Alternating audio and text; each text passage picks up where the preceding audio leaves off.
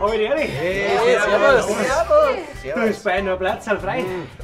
Freilich für den Schmal da war und die Erde. So,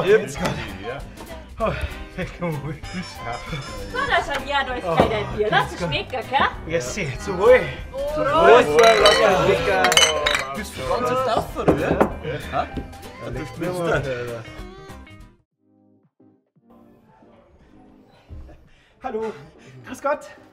Ist hier zufällig noch ein Plätzchen frei? Also ich weiß ja auch nicht, das wird dann schon hier alles ziemlich eng hier. Ja, ich bin auch gerade erst gekommen. Ach so, nee, ich meinte hierfür. Ist da vielleicht noch ein Steckplatz frei? Tut mir leid, alles voll. Ich warte noch eine halbe Stunde.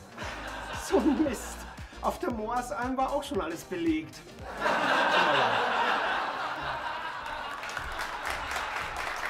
Bayern Comedy wird unterstützt durch die private Landbrauerei Schönram, Chiemgau Trachten in Bad Endorf und bavariashop.de.